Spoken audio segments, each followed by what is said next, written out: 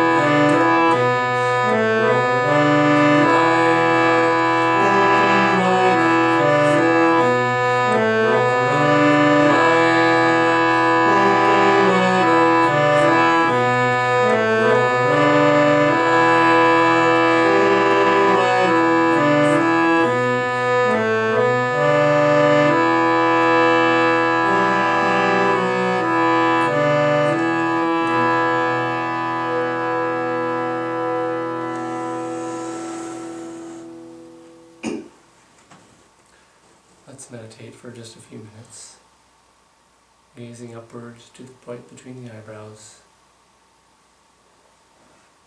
calling to God, the Guru, the Lord there, to open our hearts, to be more receptive to their grace.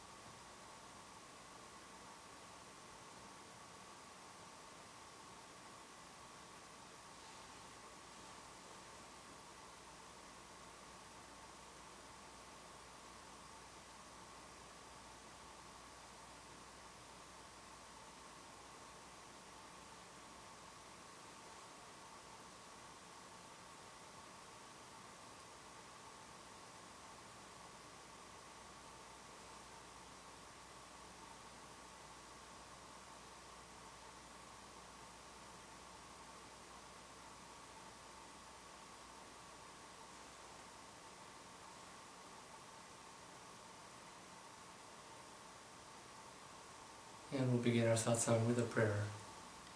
Heavenly Father, Divine Mother, friend, beloved God, Jesus Christ, Babaji Krishna, Lahiri Mahashaya, Swami Sri Yukteswarji, beloved Guru, Paramahansa Yogananda Ji, saints of all religions, we humbly bow at thy feet. O beloved Lord, guide our lives,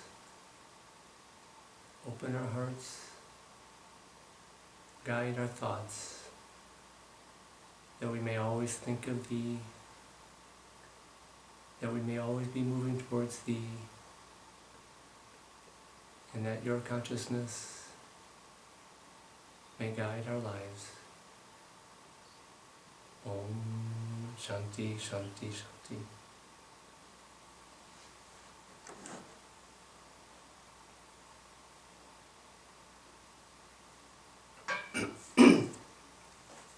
Well, again, good evening. We're beginning this week with chapter 3, stanza 23. O Partha, Arjuna, if I were to cease acting in creation for even a moment, man too would imitate my inactivity. And here Krishna is saying that in his divine form as the Lord, he is acting as a role model for all humanity, guiding us that we too need to be active. It's not by becoming inactive that we reach the actionless and the desireless state. It's only by transcending personal gain and personal motive in our lives that we transcend our little self and become one with God. And He is showing us how to do this. And He's also saying that not only is He sort of a role model for how to behave, but in the end it's the consciousness of the divine that draws us up, that lifts us up. This is, I think, one of the great things of India, is that India has had these role models for many, many centuries. In the Lord as Rama, and the Avatar as Krishna, both of them, guiding the right behavior, guiding the right way of living, the right way of serving and giving. And you'll see that the great ones, even saints and masters, also act as their role model in the sense that they are always giving. They're always thinking of others, of trying to uplift others, trying to guide others in their lives. And so they're showing how all of us should behave, even if we are not enlightened, or to the extent that we don't have that. They're saying, help others, guide those below you in awareness and enlightenment, lift them up, show them how to live, be a role model for them. Yet even more than this, it's their consciousness and their magnetism which lifts us up, and this I will get into in a little bit. Paramahansa Yogananda Ji said about this stanza, and I'll read what he says.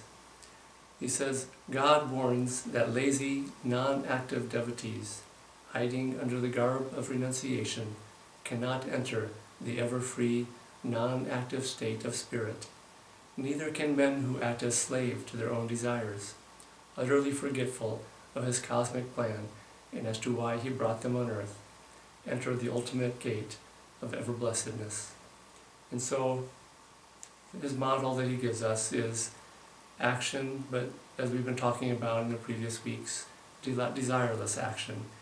And really the way to desireless action is through the practices of meditation that have been given to us. It's not just a mental philosophy, it's really a change of our own consciousness that comes about through meditation, through daily meditation, morning and evening, daily offering of ourselves with devotion and self-offering to God in all that we do.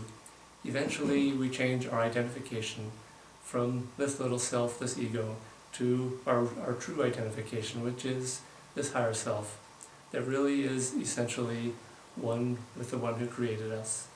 And so this is the way that the Lord has shown us, the way of right action, of giving to others. Every single time that we do a selfless act for somebody, we change our identification from this little self to something greater. This is why it feels so good to give to somebody, because our heart expands, we stop thinking of ourselves, we start to see our true self, the Lord in all of creation, and we change our identity, and we become much, much more expansive and bigger by changing our identity to the Lord rather than to this little self. We've talked a lot about this in previous weeks, so I won't say more than that. Chapter 3, stanza 24. If I were to cease being active in cosmic creation, the universe itself would cease to exist. Confusion would result, and mankind would be brought to ruin. Swami Kriyanandaji says that in the stanza, Krishna is talking about the partial dissolution of this world rather than the complete and total dissolution. He talks about how there are these days and nights of Brahma when everything becomes absorbed back into God. All of creation becomes absorbed back into God. These are very, very long, many eons of time, which the Vedas talk about the way that this world and this universe were created.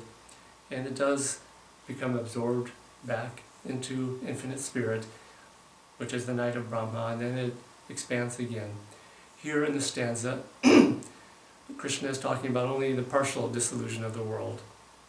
In the West, it's unfortunately common to hear maybe the more fundamentalist type of Christians talking about the end of the world, the coming end times, and how the Bible prophesied that this world would end and all the good people, meaning in the fundamentalist version of things, the good people meaning good Christians, would go back into heaven and everyone else would go somewhere else. And so Master Yoganandaji said that no, this world is not going to end anytime soon. It's been going on for many, many eons. And he said something interesting and helpful in this regard. He said that this world would not end until it became entirely and completely good in the highest sense, or until it became entirely and completely evil. As long as there was these two different energies, good and evil, and also the three gunas, these three levels of awareness and consciousness and activity, as long as that was inherent in this world, there would be this interplay and this exchange and this tension and this push and this pull that would keep this world in creation. And so anytime anyone talked to him about the end of the world coming, he would just smile and say, no, it's not going to happen anytime soon. And in the eyes of a master, anytime soon means thousands and thousands of years, not anytime soon meaning tomorrow or the next day. And so this world, this creation, as long as it has this interplay of all these energies, it will continue on and on and on.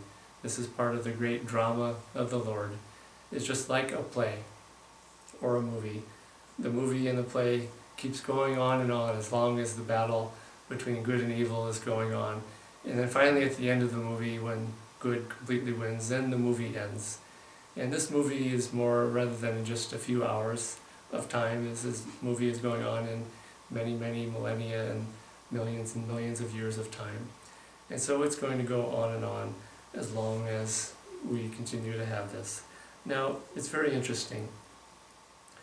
Swamiji, what he talks about in these first two stanzas, sort of combined together, is that it's not just the example of God in creation that is guiding us. It's also, and even more so, is the consciousness and the magnetism of God.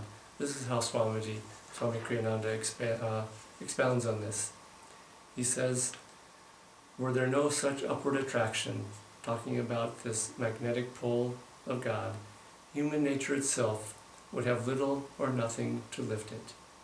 Mankind needs divine grace. Without it, he might never turn to goodness, unless indeed temporarily under the influence of suffering.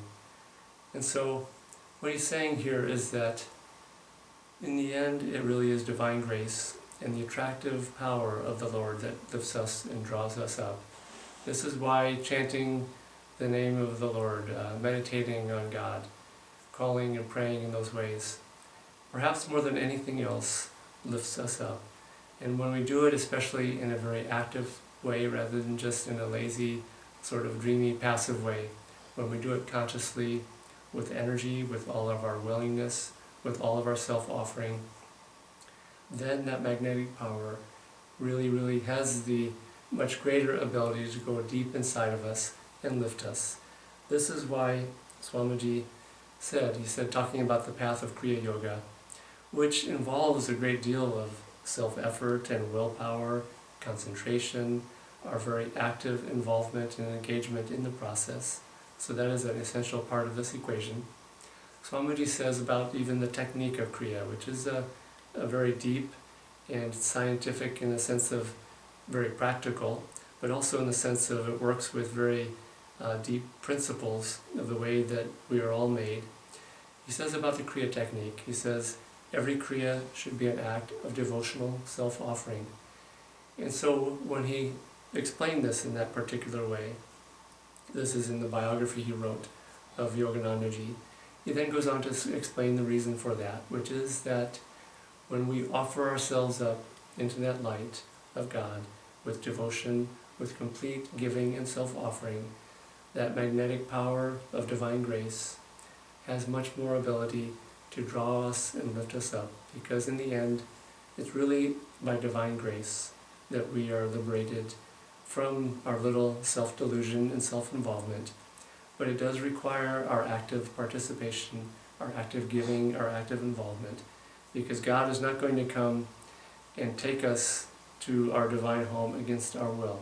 It takes our complete willingness, our complete giving of ourself, our complete devotional surrender, and by offering ourselves devotionally, then that power of magnetism, of grace, of God lifts us up. And so this is the beautiful play between the devotee and God, between the individual soul that's caught in delusion and suffering. And so Swamiji also points out here that in the beginning it's suffering that causes us to turn to God. I think many people on the spiritual path, I think probably most, if not all, it's some suffering that propels them there. And I think what happens is people suffer and then they turn to God, and then life is good for a while, and then they start having a more comfortable life, and then they forget God, and then they need some suffering again, and this happens time and time and time again. Swamiji tells an interesting story about an Indian saint of modern times who I believe might still be alive. As a young girl, she had the power to heal people just through the power of her prayer and the power of her touch. And she was sought out after by many, many people who were suffering to heal them and to help them. And for many, many years, or several years, her father, who was extremely ill, was bedridden. I don't know what the disease was. It may have been diabetes or something like that. Her father was extremely ill, and people would ask, well, why don't you heal your father? You're someone who is very close to you, who you love very much. Why don't you heal him? And she would just quietly ignore the question or not answer it fully. And finally one day the father requested fervently and urgently, please, please heal me. And she apparently told him, you don't know what it is that you're asking for. You don't know what the results of this are going to be. And so he said, oh, please heal me. I just want to turn to God, and I want to give my life to meditation and selflessness. And so finally she said, okay, and she healed him. And he became very, very well, very, very healthy. And for a time, he lived a godly life. He served, he meditated, he was a good man. But then, very, very soon after that, he forgot about his suffering, and he forgot about what got him into that suffering in the first place. He started living again a very dissolute and worldly life soon after that, and he lived that way long enough that eventually he became very, very sick again and very ill, and then left the body. And so, in the beginning, it takes some suffering to get us there to the point where we start praying to God. And I have a feeling that this happens, who knows how many times, countless lifetimes it happens, where we suffer and then we turn to God, and we forget, and then we suffer again. And then finally we realize that this habit and this pattern, the only way to end it, once and for all, is to give ourselves completely in complete devotional offering to God, holding nothing back. Swami Kriyanandaji said that this explains why some souls, when they are born into a human body and then they incarnate, that just a little bit of suffering very early in life, what it does, that little bit of suffering immediately propels them on the spiritual path. And some people need a lot of suffering before they finally turn to God. And he said those souls that just need a little bit, just a touch, what it does is it reminds them, they all of a sudden have a deep-seated memory of this whole pattern of suffering and freedom and this back and forth. And just a little taste of that suffering awakens these deep-seated samskars and divine memories and experiences of the past. And they remember and they wake up and they say, oh yes, this is what it's about. I must turn to God. And so this pattern repeats itself. And so you'll find that eventually this is what happens to the devotee. Swami Kriyananda, people would often praise him for his spirituality and his sanctity and how wise he was and how he understood all these things. And he just said sometimes, in response, he would say, it's only because I've been around a lot longer doing these things. And he was talking about he's been around many more lifetimes. He has more experience. And so he felt that his role as someone who had that wisdom experience was to give to others, to share with others, which I'll talk about a little bit more here soon. This is why devotion is essential on the path to divine freedom, because we cannot completely offer ourselves into the light to God without the power of devotional offering. We are really bound more by our feelings than by the karmas, than by the suffering. We are bound more by our reactive feeling to suffering, and we experience pain. And this is why two people who experience the same or similar levels of pain, one of them suffers a lot more because they identify with their little self, and the other one doesn't identify with their self so much. And so if they hit their thumb with a hammer, they don't identify with themselves as the body. They identify with something greater than that. And so it just comes with practice, with experience, with wisdom, with the guidance of great ones and great saints and teachers like we've been given here. And so eventually we are really working with feeling and the reactive feeling, the reactive process. And so the feelings are where we get caught in duality, in delusion, and in suffering.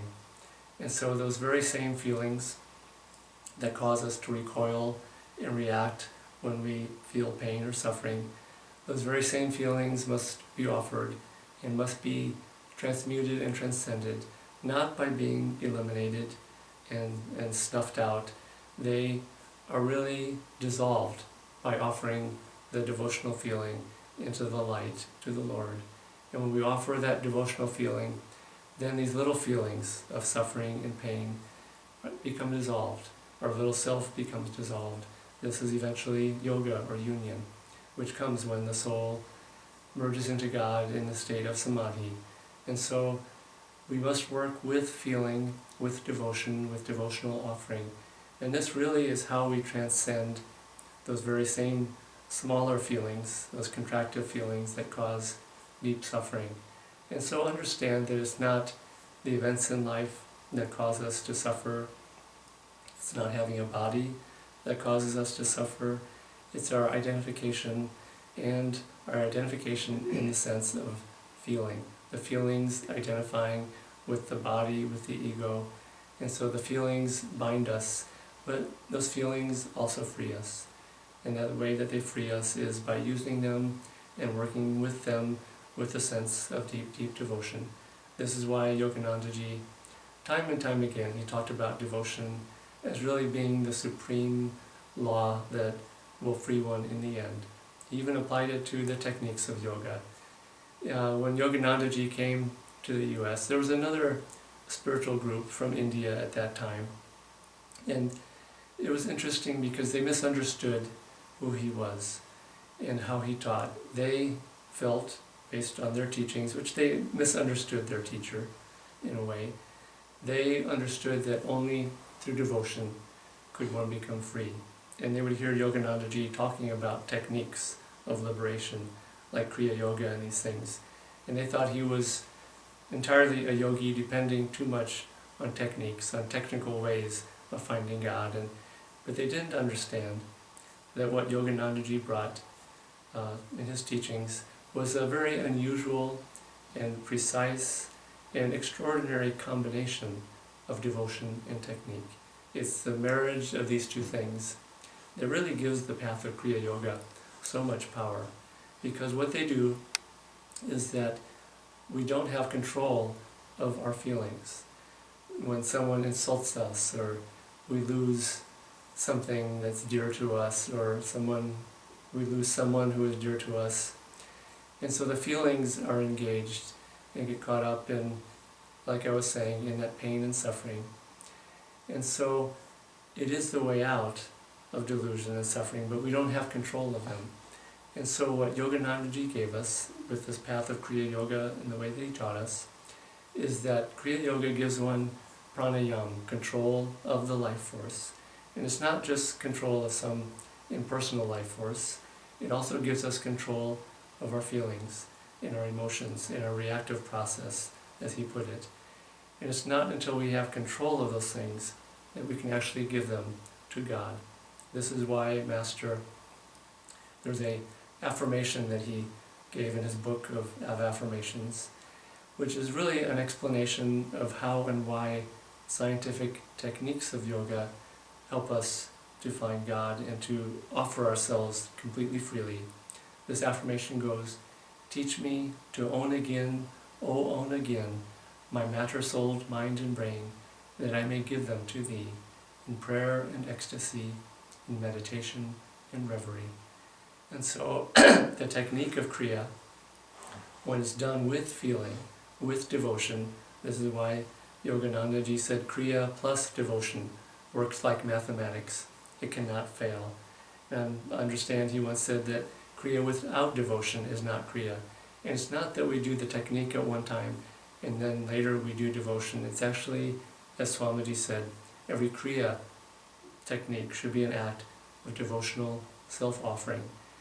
And we can't offer ourselves with devotion until we first own the life force in pranayama.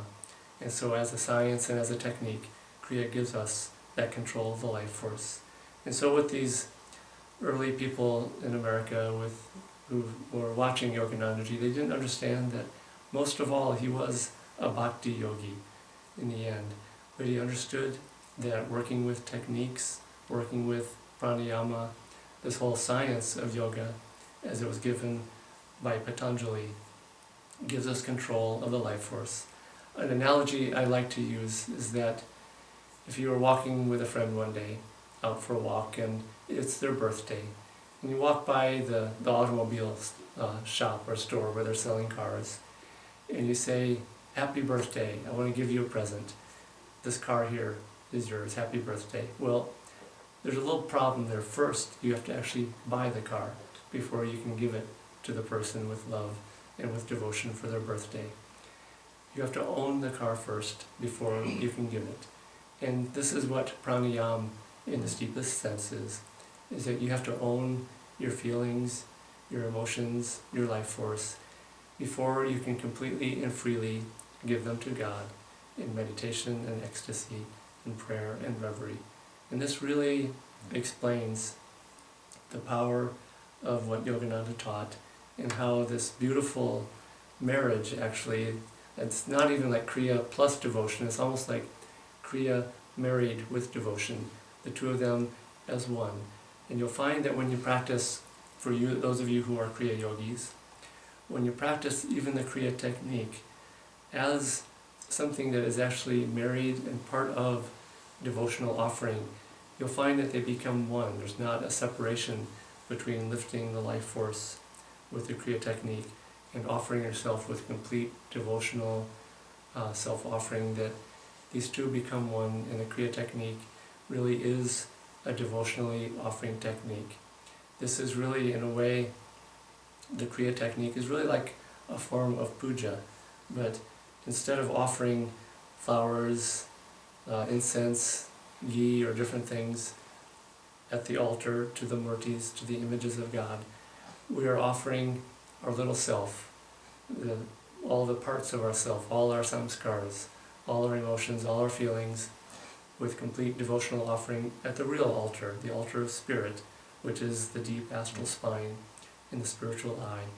And when, as yogis, we can understand and start to withdraw and tune in and go deep into the sushumna, deep into the astral spine, with feeling and with devotion, then this is really the power of divine grace to lift us and free us. Because when we offer ourselves to God in that way, to Krishna, to Rama, to the Guru, to Divine Mother, it's their magnetism and their spiritual power that draws us and lifts us up. And so, when the Lord incarnates, it's not just to be a role model and an example, which that's a big part of it. You read the lives of Krishna and Rama, and they're just very, very beautiful lessons and behavior and ways of acting as a ruler, as a friend, as a husband and a wife, and raising children, all these things. They're beautiful role models. But those stories also have so much more, which is that by tuning into their consciousness and their magnetic pull and their magnetic power, we are lifted up by that magnetism and that power. So look for God in God's creation. Krishna is saying here that God is in the creation, God is active. And you'll find that it's a beautiful habit that just try to, during the day, pretend that God is playing hide and seek with you. And look for examples of God in the creation. If you're out for a walk in a park, be on the lookout for God in the form of a beautiful bird or an animal or a flower in some way. And if you're in the city, look for the Lord in His creation, which is the most exalted form, which is the human form. Look for that in people. Look for the divine everywhere. And you'll find that just by looking all the time, you lift yourself up. You draw yourself up. Because in a way, that's a way of practicing the presence of God in God's creation. It's just simply in the act of looking, you attune yourself to God's power to lift you up. And so make it a daily habit, a daily practice, to be looking all the time for the Lord in the creation itself. Chapter 3, stanza 25. O descendant of Bharata, as foolish people, out of attachment to ego, act in hope of rewards, so should the wise also, even if wisdom has lifted them out of any personal need to be active. Act with dispassion and non-attachment, glad to be of service to others as their guides on the path to enlightenment. And so he is saying that those who have gained some wisdom have a duty and a responsibility to act as guides to others. This is the obvious example, is that the parent is a guide to the child, and the teacher and the guru is a guide. And in a sense, we are all guides to somebody.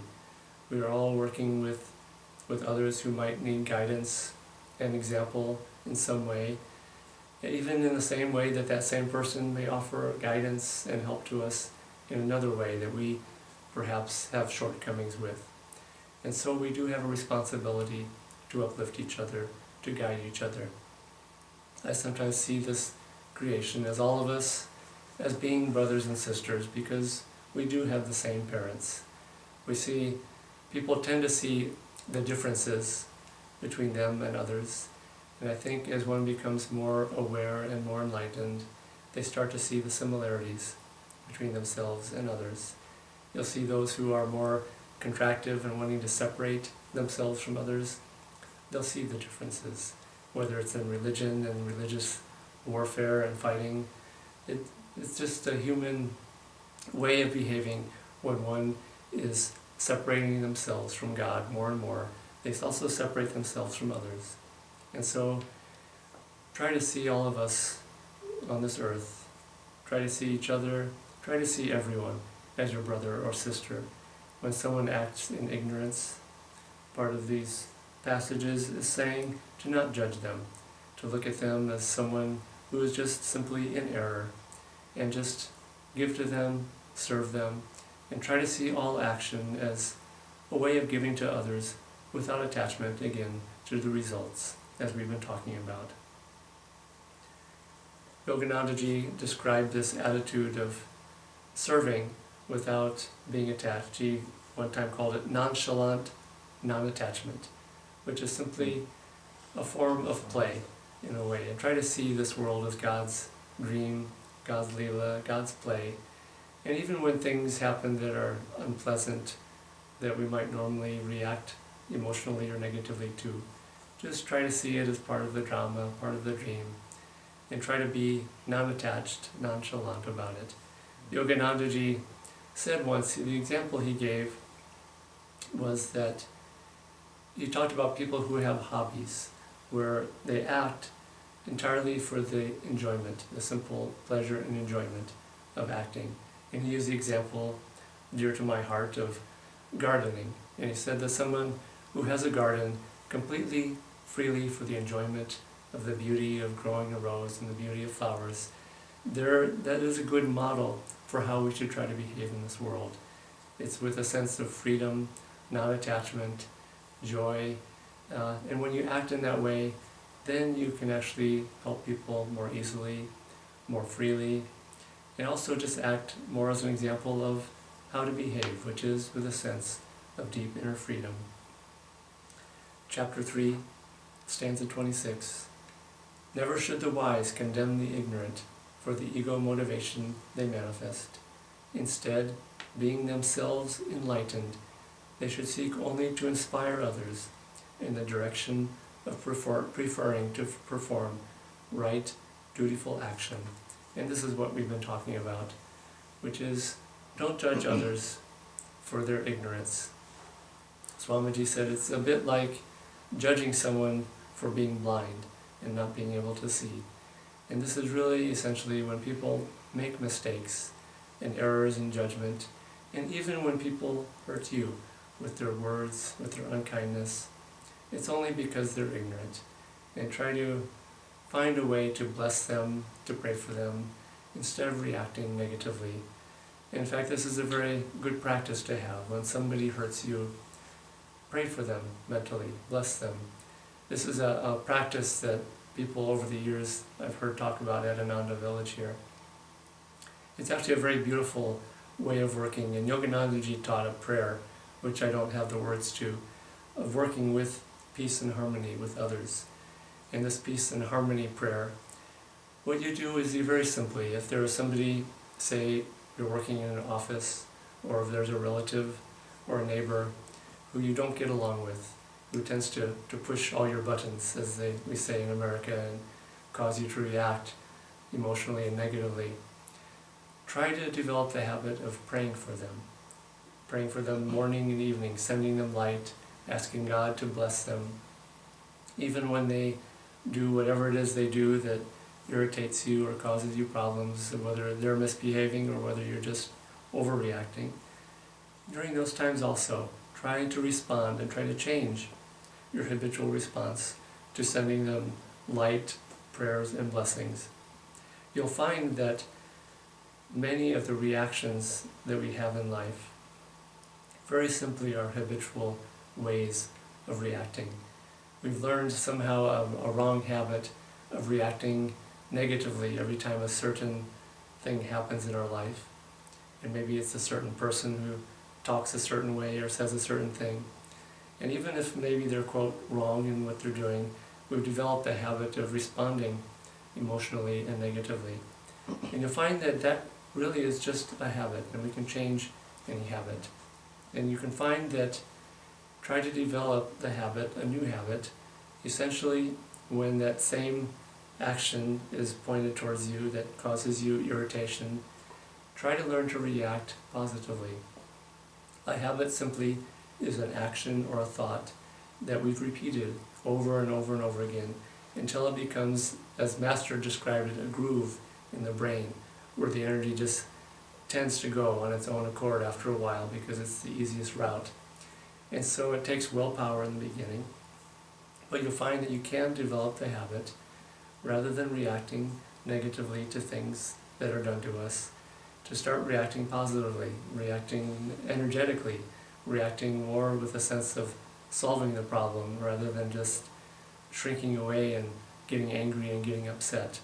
And so you'll find that if you can develop the habit of praying, sending light to those who irritate you the most, those who frustrate you the most, you'll find that sometimes very, very quickly that co-worker or that relative, if you start doing that regularly, very consciously, morning and evening, and take this on as an experiment. The spiritual life is such a grand experiment sometimes, and a very fun one, because we actually get to try these principles in very practical and very real ways. So think of somebody who you don't get along with, who frustrates you, who again pushes your buttons in some way, and start from now, morning and evening, just praying for them, a couple minutes every day, morning and evening, sending them light, asking God to heal their ignorance, to bless them, to guide them, to help them.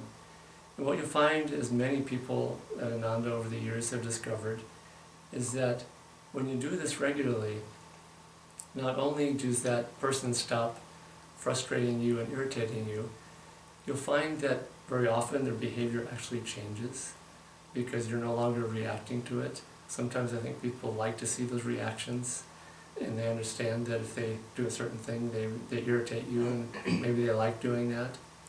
But also, I think these people find that we start to love them more. They start to feel accepted by us. They start feeling less of a need to misbehave. In fact, it's just happened, I've heard this story so many times, and I've seen it in my own life, that these very people who used to irritate and frustrate you can, over time, and very quickly sometimes, if you pray for them regularly, can actually become your closest friends, or at least someone who you have a great deal of peace and harmony with. Try this out. Pick someone like this who you have in mind and perform this as an experiment. Now, he's also talking about Krishna here about inspiring others with the right way of right dutiful action. Yoganandaji, I like the way he would speak sometimes, and he wrote once that this was also referring to, as he put it, to idle renunciates of India and all orders of monks, that final freedom cannot be founded upon non-activity. And he was talking about monks all over the world who, sometimes you see this, they think that by non-activity and non-involvement, it sometimes verges on non-energy and non-action and non-will, and can become laziness. In the early days of Ananda village here, I think it took some years for some people to understand this. Ananda village was founded here in California in 1968 by Swami Kriyanandaji, and it was a very interesting time in the United States. It was the time of the hippie era and a sense of revolution and trying new things.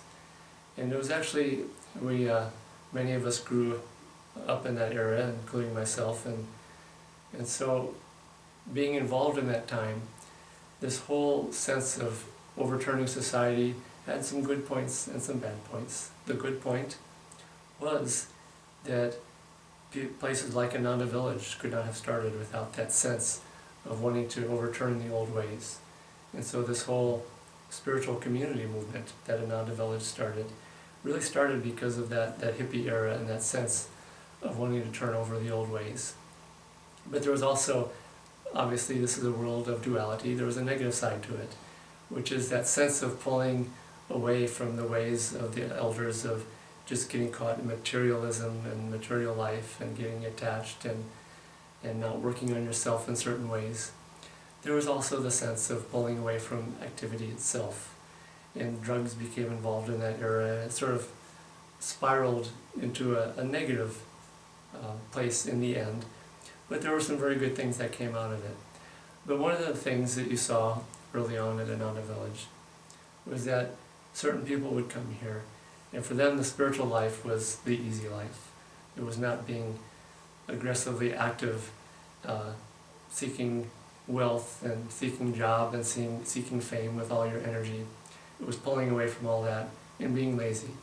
And so people would use this phrase, and they would take certain spiritual principles and try to apply them where they were at rather than trying to apply them to lift them up out of where they were at. And one of these was a phrase that people would repeat in good ways but sometimes in the wrong way, which was that all is Ram, all is Ram, which is saying that all is God, all is God. And so in those early days, Swami Kriyanandaji was putting out a lot of energy, a lot of willpower to pay for the mortgage for the property that Ananda Village was created on. And he would go out and teach yoga classes all over California and put out a lot of energy and was extremely active in putting out a lot of his life force and his energy. And there were some people who would come to Ananda Village, and we have beautiful nature around here, and there's a river that goes through these deep valleys. And in the summertime, when most of the world is active, and including even in nature and including the river with the water coursing through it, people would go to the river and hang out and sit in the sun and enjoy the sound of the river and the beauty of nature and become very, very lazy. And in response to Swamiji sometimes trying to urge them to act, they would respond by saying in a very dreamy way, all is Ram, all is Ram, all is Ram. And so it is true that all is Ram, but Ram is very active in his world, in his creation. And so this is the model that's being given to us, that just as the Lord is active in his creation, we must also be actively serving and sharing. And this really also means that the gifts that have been given to us, the things that we've also gained spiritually in previous lifetimes and in this one, we have a responsibility and a duty to share it with others and to give to them rather than to judge them. And so try to serve others in this light. When you see someone who is in ignorance, try to lift them up, either through words or counsel or guidance. If they're not open to that, it can simply be through example. Swamiji talked about this tendency in some religions to judge very harshly and to condemn others. And you see this in all religions, all over the world. It's sort of the human nature that those who have a tendency to judge will take their own religion and use it and sort of manipulate it to support their own judgmental attitudes. And so this is the religious fundamentalists tend to use this more often, which is to condemn others and say that you are going to hell, you're going to suffer, and they tend to get down on people. Yoganandaji once said that he went to a church service in America once, where the preacher was preaching, as they call here, hellfire and brimstone, which is that we're all going to hell if we don't straighten out our lives, and we're all going to suffer for all of eternity. And this preacher was preaching this hellfire and brimstone approach. And finally this preacher shouted out, "You are all sinners, get down on your knees." And Yoganandaji said he looked around, and he was the only one who did not get down on his knees, because he said he was not a sinner. But he said it wasn't because he was a God-realized master. He said nobody should get down on their knees and say, "I am a sinner," and get into this way of condemning others, but also condemning ourselves. Because really you'll find that those who are most judgmental of others tend to be also very harsh and hard on themselves. Christ said in the Bible, he said, "Judge not, lest ye be judged." Master said something interesting about this. He said that partly this is a way of saying that at the day of judgment, when Lord Yama comes to take us home, in the Christianity and Western religions, they talk about St. Peter at the pearly gates, judging us for our lives. And Yoganandaji said that if you've judged harshly in this life, and judged others, and condemned others, then you will likely receive a similar treatment when you go to heaven. And it's not that God will judge us harshly for judging others, because that is just a continuation of the same concept and putting it off onto God. What he said really, though, is that we will judge ourselves harshly at the end. If we've spent our lives judging others harshly, when it comes time to leave the body and we review our life, we'll tend to look at it with that same sense of judgment. And so this is what Christ was saying: judge not, lest ye be judged. And so try to turn judgment to compassion. And you'll find that in the end, when you look at others in this way, you also tend to look at your own faults with less harshness and hardness. The way Swamiji talked about this, he said the condemnation so often encountered in religious works does quite as much harm as good. The way to help people out of their ignorance is to inspire them with a longing for understanding. To scold them for their ignorance would be like scolding a blind man for his inability to see. Judgmental attitudes endanger also the persons who harbor them, for though the judgment may seem to proceed from wisdom, it is invariably tinged with an ego-inspired sense of superiority, which drags the preacher himself down into greater delusion.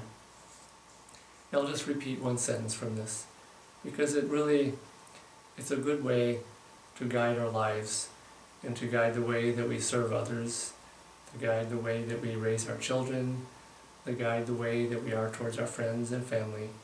Swamiji says, the way to help people out of their ignorance is to inspire them with a longing for understanding. That longing for understanding is, in the end, is really what frees us. That longing, again, like I was talking earlier, is the heart's feelings, because we're not going to get rid of the heart's feelings that cause us to suffer in delusion and bondage.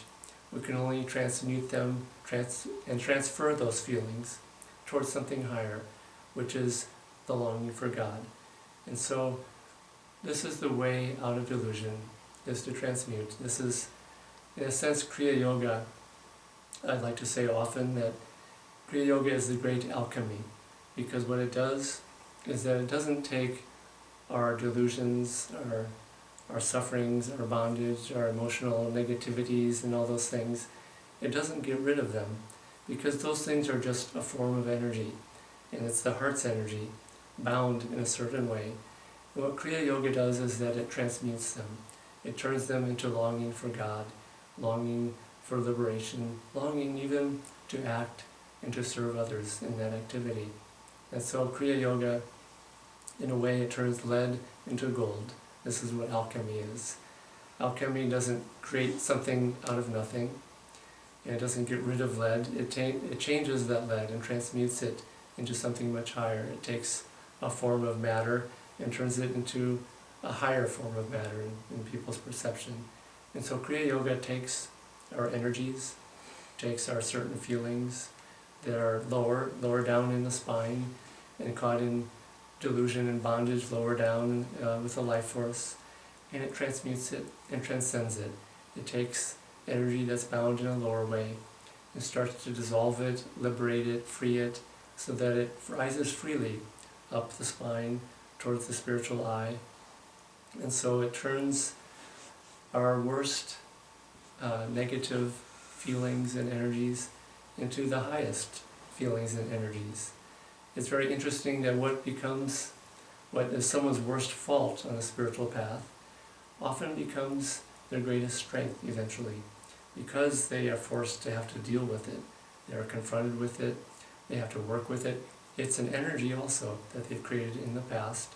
And so it is something to actually work with. In a way, it's something that's more obvious and easy to work with because it has more energy. And so when you work on a fault over many years with willpower, with devotion, with grace, with receptivity to divine magnetism, this is how one's greatest faults can become one's greatest strengths.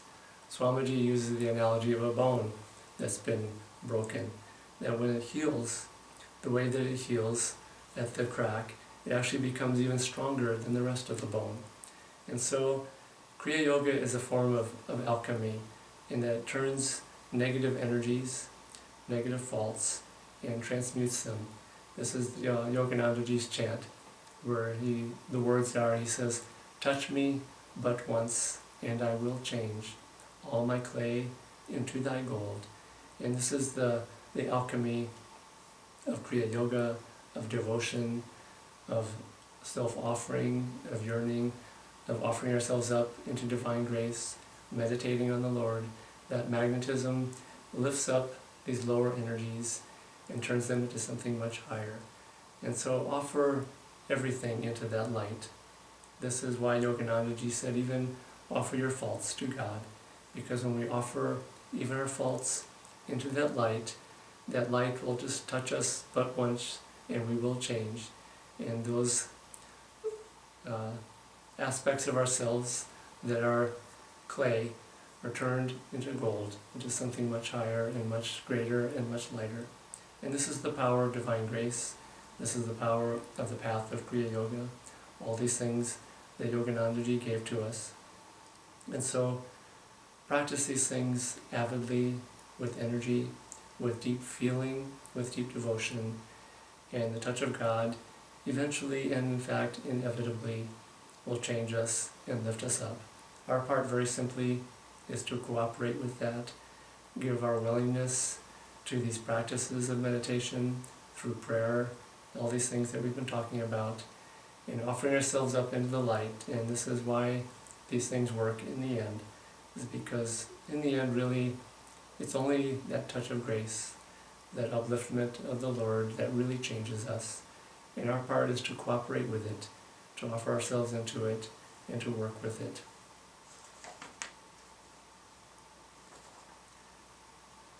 I'm also going to read something that Swamiji said along these lines.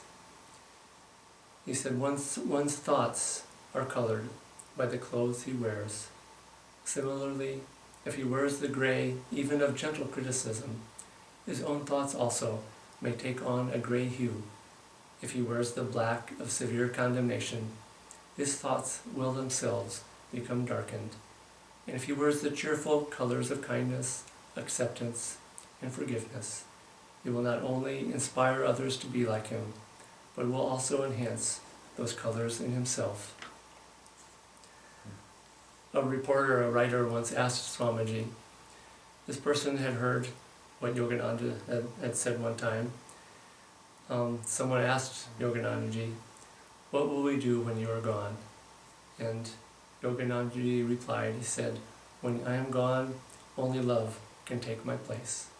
And this reporter asked Swamiji, he quoted Yoganandaji as saying that, and this reporter asked Swamiji, "When you are gone, what would Kriyananda say about what would take his place?" And I think Swamiji wouldn't have the presumption to answer this in the way that Yogananda did, but he was asked the question and he couldn't be ungracious. And he said, in reply, he said, "In my case, kindness. When he is gone, kindness can take his place." And this is, I think, partly the beauty of many Ananda people, is this quality of kindness. And so, when we change ourselves, when we change our habitual attitude and color, it's almost like people who condemn others and judge others and have that attitude of criticism. It's like they're wearing glasses, dark-colored glasses, and they start to see the world with that sense of darkness, and they start to see the darkness more and more in the world. But when you act as an instrument for the divine, act with kindness, with cheerfulness, with an attitude of servicefulness, and wanting to inspire and lead and guide others in that way, you start to see God in the world more and more. The glasses that you start to look through are God-colored glasses in a way, where you start to see the Lord in all things, in all creation, in all people. So may these beautiful words of deep, profound wisdom of Krishna in the Gita and our great teachers, may they guide us always towards ever higher and deeper and greater levels of divine freedom, selflessness, and eventually divine union. Om Shanti Shanti Shanti.